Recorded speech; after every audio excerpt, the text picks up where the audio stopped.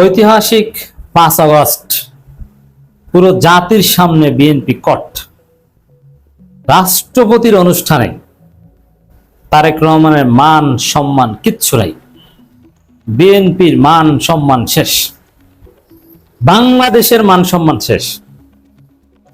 যে কাণ্ড ঘটেছে, বিদেশি কূটনীতিকদের দাওয়াত দেওয়া হয়েছিল রাষ্ট্রপতির অতি গুরুত্বপূর্ণ একটা অনুষ্ঠানে ঐতিহাসিক 5 আগস্টে, কিন্তু বিএনপির স্যাঁচরামি দেখে কূটনীতিকরা উঠে চলে গেছে। তো বাংলাদেশের রাষ্ট্রপতির একটা অনুষ্ঠানে হট্টগোল দেখে কূটনীতিকরা যদি উঠে চলে যায়, মান সম্মান কিছু থাকে?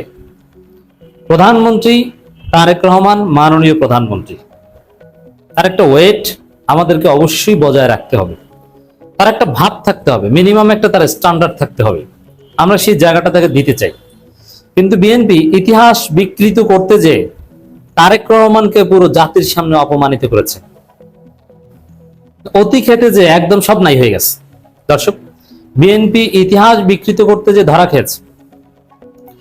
দর্শক, জুলাই শহীদ পরিবার ও জুলাই যোদ্ধাদের একটা সংবর্ধনা অনুষ্ঠানের আয়োজন করেছে, যেটাকে রাষ্ট্রপতির অনুষ্ঠান বলে প্রচার করা হচ্ছে।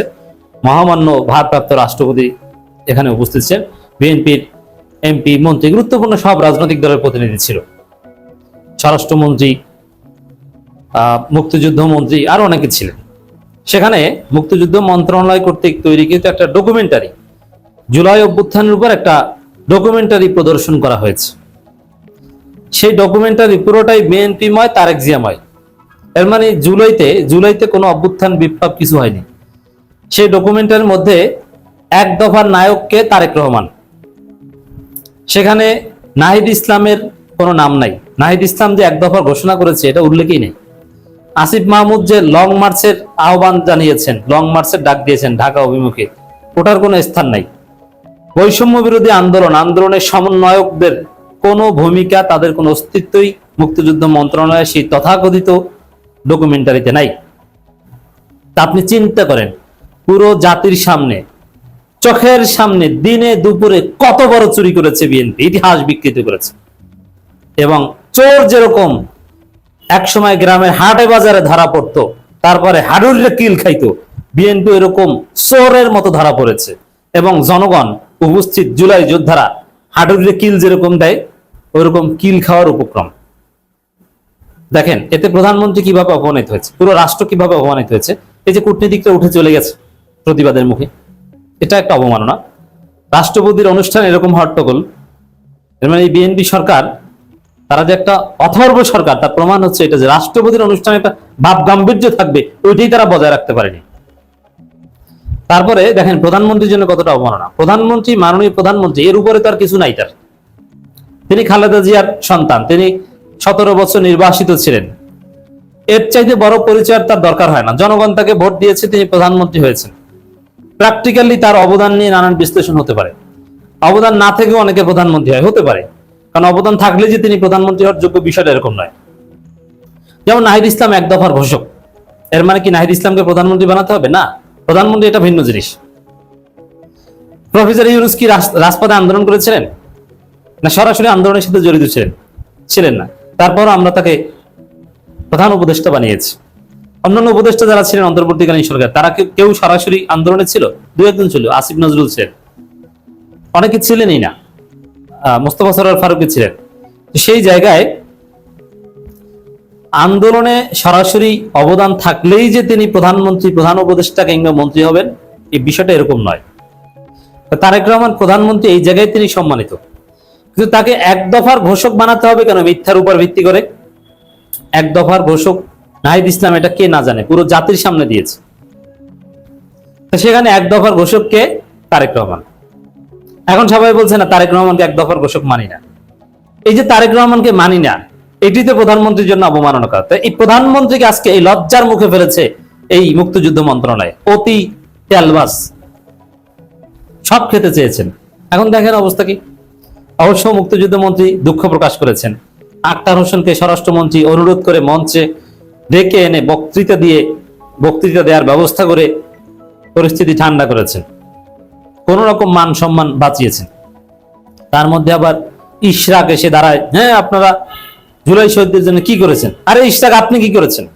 আপনি তো আমার ঘনিষ্ঠ লোক, আপনি কি করেছেন? জবাব দিতে পারেন। এনসিপির ছেলেরা করেনি, আপনি কি করেছেন? তো দর্শক, এই যে দেখেন, একবার ইশরাক মাইক নিয়ে চিল্লায়, আরেকবার মুক্তিযুদ্ধ মন্ত্রী বলে প্লিজ থামুন, প্লিজ থামুন। রাষ্ট্রপতি হা করে তাকিয়ে আছে, এটা কি, আমরা কোন দেশের রাষ্ট্রপতি হলাম? একবার স্বরাষ্ট্রমন্ত্রী এসে বলেন আখতার হোসেন আপনি আসেন, আরেকজনে বলছে আখতার কে? আখতার কে চিনি না। এই বিএনপি জুলাইকে কুক্ষিগত করতে যে এরকম অপমানিত হয়েছে, লাঞ্ছিত হয়েছে, এরকম কট খেয়েছে।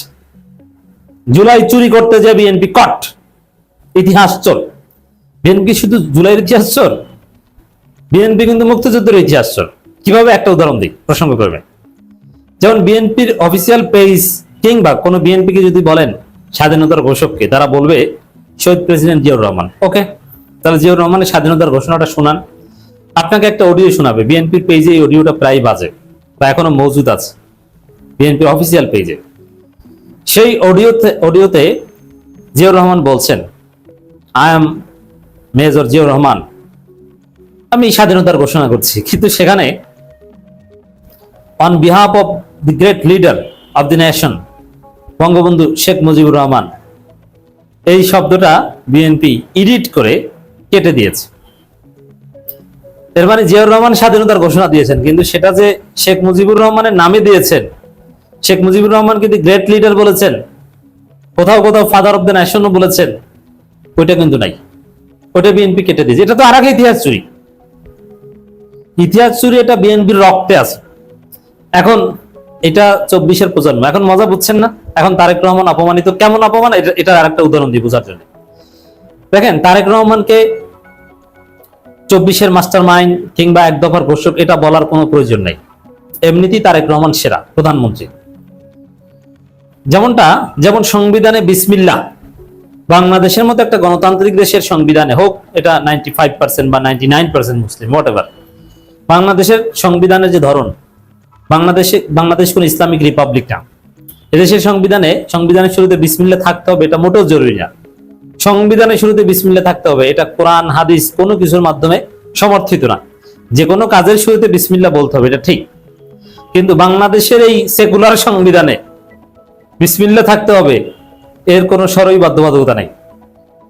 বাংলাদেশ রাষ্ট্রটা তো একটা সেকুলার কাঠামোতে চলে, peaceful coexistence of all religion. এর মানে সংবিধানে বিসমিল্লাহ থাকা এটা মোটেও জরুরি না। কিন্তু বিসমিল্লাহ যদি কোনো কারণে আপনি ঢুকিয়ে থাকেন, বিসমিল্লাহ বাদ দেয়া কুফরি। বিসমিল্লাহ ঢোকানো ফরজ ওয়াজিব কিছু না, যেহেতু এটা ইসলামিক সংবিধান কিংবা কোরআন হাদিস এরকম কিছু না। কিন্তু বিসমিল্লাহ ঢুকালে এটা বাদ দেয়া কুফরি, বিসমিল্লাহ বাদ দেয়া যায় না, খুবই আপত্তিকর। ঠিক তদ্রুপ তারেক রহমানকে মাস্টার মাইন্ড কিংবা এক দফার ঘোষক এগুলো বলার কোনো প্রয়োজন নেই।